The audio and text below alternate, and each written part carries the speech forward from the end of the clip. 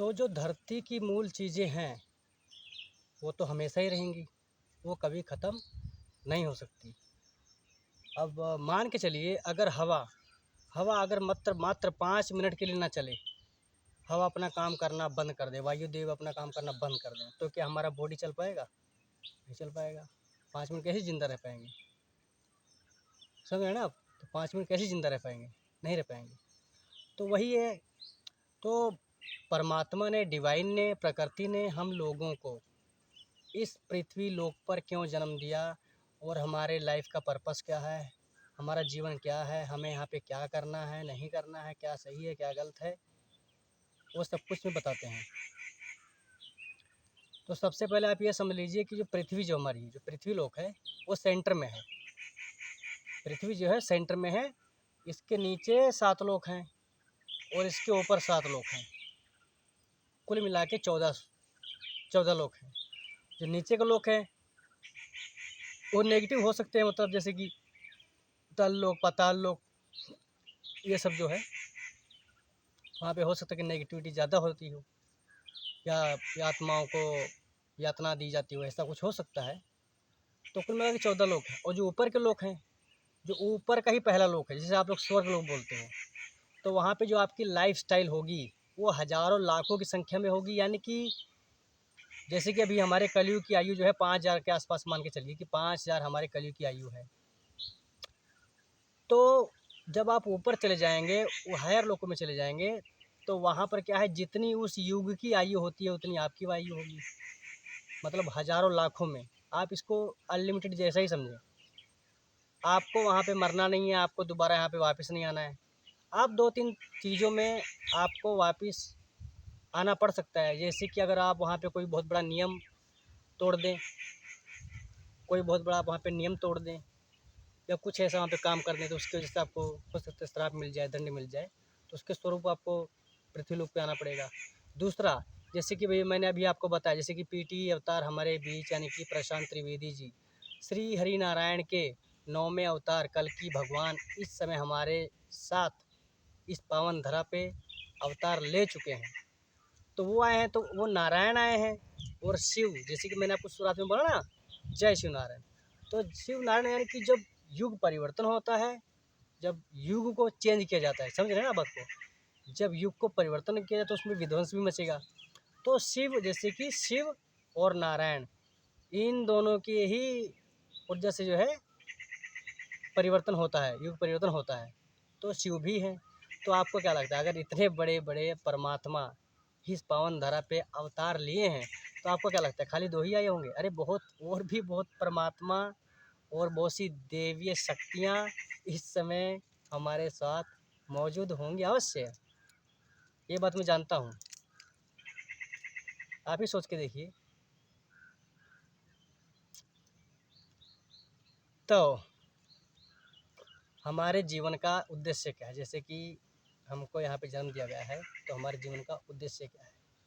सबसे पहले ब्रह्मांड, ब्रह्मांड वो क्या चाहते हैं, उनको हम सभी आत्माओं से क्या अपेक्षा है? ब्रह्मांड को हम सभी आत्माओं से क्या अपेक्षा है? तो मैं एक एक करके बताऊंगा। नंबर 1, अपनी बॉडी का ध्यान रखना। Take care of your body. अपनी बॉडी का ध्यान रखना, यानी कि आपको सेंटरिंग में होना चाहिए, मुंह के बीच से बोलना चाहिए। ठीक है, अभी बताते हैं, आगे सब बातें आगे बताते हैं। तो आप समझ लीजिए कि अपनी बॉडी का ख्याल रखना। और दूसरा, इस बॉडी को चलाने के लिए जैसे खाना पानी हो गया, अनाज, रहन सहन, कपड़ा लत्ता, ये सब। तो 2 नंबर पे हो गया ये। 3 नंबर पे अध्यात्म में चलना, अध्यात्म पे, ठीक है, और अपना विकास करना, यानी कि यहाँ से ऊपर उठना, यहाँ से ऊपर उठना। तो अभी बताते हैं आपको। तो सबसे पहले अपनी बॉडी को कभी भी सीधा रखें, स्ट्रेट, यानी कि जो आपकी कमर की हड्डी है वो सीधी होनी चाहिए। आप अपना निजी कार्य करें, अपने जीवन में जो भी आपके कार्य हैं आप काम करें, बशर्ते कमर पे ज़्यादा दबाव न डालें, कमर को ज़्यादा तोड़े मरोड़े ना, जैसे कि आजकल के आधुनिक योगा मेडिटेशन ये सब में जो दिखाया जा रहा है, अपने हाथ को पाँव को मोड़ रहे हैं, जिम जा रहे हैं, मसल्स पे पता नहीं क्या क्या उठा रहे हैं, क्या कर रहे हैं उसके साथ में, तो वो सब आपको करने की आवश्यकता नहीं है। स्ट्रेट रहिए, गर्दन आपकी सीधी होनी चाहिए और मुंह के बीच से बोलना है। तो जब और ये कोई ये नहीं बता रहा मैं कि 5 मिनट 10 मिनट नहीं, आजीवन जीवन भर ये चीज़ आपको करते ही रहना है। एनी टाइम आप उसी पोजीशन में होने चाहिए। आपकी रीढ़ की हड्डी सही सीधी हो, आपकी रीढ़ की हड्डी सीधी हो और आप मुंह के बीच से बोल रहे हो, आप सीधा देखो, ठीक है। तो ये क्या है, तो ये एक मेडिटेशन ही है। आप एक मेडिटेशन ही कर रहे हैं, आप एक योग ही कर रहे हैं। और जब आप ऐसा करते हैं तब 90 से लेकर 95% तक आपको कोई भी बीमारी नहीं होगी, आपको कोई भी बीमारी नहीं हो सकती। और अगर इसके बाद भी होती है तो उसके लिए ईश्वर ने बना रखा है, कितनी जड़ी बूटियाँ उपलब्ध हैं, लेकिन वो कैसे पता चलेगा, वो धरती पे आएंगे तभी पता चलेगा, ठीक है। तो अब बात आपको समझ में आ गई। अब बात करते हैं जैसे कि अपना टेक केयर हम लोग अपने बॉडी का ख्याल रखना है, खाना पानी का ध्यान रखना है। और खाना पानी में जो है मांस ना खाएं, मांस बिल्कुल ना खाएं, वेजिटेरियन खाएं, शुद्ध सात्विक खाना खाएं, अनाज फल फूल ये सब खाएं और मांस ना खाएं, ठीक है। तो ये तो हो गया। अब और आगे जो है, तो जब हम ये करेंगे यानी कि जब हम कर रहे हैं तो जैसे कि हमारा विकास किससे होगा, जैसे हमारा जैसे कि हमने बात किया take care of body, body का अपना ऐसे ख्याल रखना है, सीधे रहना है, मुंह के बीच से बोलना है, सब करना है। उसके बाद खाना पानी अनाज, ठीक है, मांस नहीं खाना है, दूसरी बात हो गई। तीसरी बात अध्यात्म पे चलना और अपना विकास करना। तो अपना विकास कैसे करोगे, तो अपना विकास तो आप तभी करोगे ना जब आप सही काम करोगे। और सही काम क्या है वो तो जानना पड़ेगा ना हमें। सही काम क्या है, मेडिटेशन और खाना और अपना विकास करना यानी डिवाइन से जुड़ना, ठीक है। अपना व्यवहार सही रखना, हमारा व्यवहार उच्च होना चाहिए, बहुत हाई हमारा व्यवहार होना चाहिए।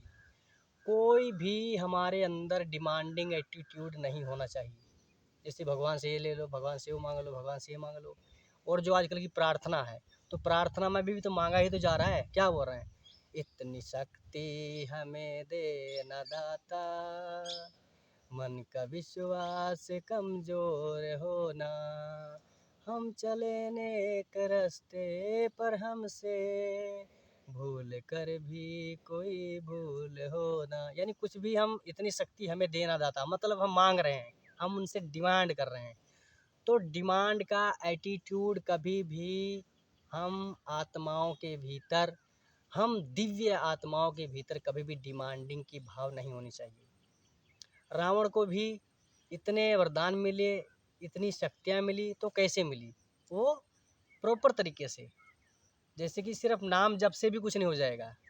जैसे कि अगर आप कहो कि खाली नाम जपते नहीं किसी का, तो उससे भी कुछ नहीं हो सकता है, क्योंकि आपको प्रॉपर चीज़ करनी पड़ेगी तभी उसका आपको लाभ मिलेगा, उसका फल मिलेगा। यानी कि आपको स्तुति भी करनी पड़ेगी डिवाइन की स्तुति भी करनी पड़ेगी, सेवा भी करनी पड़ेगी और नमन भी करना पड़ेगा। नमन, स्तुति, सेवा, ये तीनों चीज़ें करनी ही पड़ेंगी, समझ गए आप। तो उसके बाद डिवाइन आपको खुद कहे, मतलब प्रकृति भगवान आपकी सेवा से प्रसन्न होंगे तो वो आपको खुद कहेंगे कि आपको क्या चाहिए आप मांगो। मांगने की कोई ज़रूरत नहीं है, ठीक है, मांगने की कोई ज़रूरत नहीं है, ठीक है। तो अब विकास इस प्रकार से करना है। अब और बात करते हैं, देखिए जैसे कलयुग की जो है कोई भी परत जो है मैं छोड़ने वाला नहीं हूँ, हर परतें जो खोलेंगे और आने वाले टाइम में और जो कुछ भी मुझे और मालूम पड़ेगा उस पर भी खोलेंगे। लेकिन ये सब मूल चीज़ें हैं, क्योंकि जो अमर कथा है तो इसमें ऐसा नहीं कि मतलब ये सब छूट गया, ठीक है। तो इसमें सारी चीज़ें कवर करेंगे, सारी असलियत आपके सामने रखेंगे, आपके समक्ष रखेंगे। तो ठीक है, विकास का भी कॉन्सेप्ट नहीं ख़त्म हो गया, मतलब आपको सेवा भी करना पड़ेगा, स्तुति भी करनी पड़ेगी, नमन भी करना पड़ेगा, तो ये सारी चीज़ें करनी पड़ेगी। तो अब बात करते हैं जैसे कि मरने के बाद क्या होता है। जैसे कि अब बहुत से लोग नहीं मानेंगे, लेकिन मरने के बाद भी आपका जीवन है। आप अपने जीवन को कभी भी शॉर्ट टर्म में मत देखिए। अपने जीवन को शॉर्ट टर्म में मत देखिए। आपका जीवन बहुत लंबा है, आदि काल तक आपका जीवन लंबा है। कैसे? शरीर पंच महाभूतों से बना है, ठीक है। तो धरती कभी ख़त्म नहीं हो सकती, जैसे मैंने बताया ना, पंच तत्व कभी ख़त्म नहीं हो सकते। ठीक उसी प्रकार से आत्मा भी अजर अमर है, आत्मा भी कभी ख़त्म नहीं हो सकती। और आप अगर यूट्यूब के ऊपर सर्च कर लें नियर बाई डेथ एक्सपीरियंस, तो आपको बहुत सारे वीडियो मिल जाएंगे। मैं ये नहीं क्लाइम कर रहा हूँ कि मतलब जितने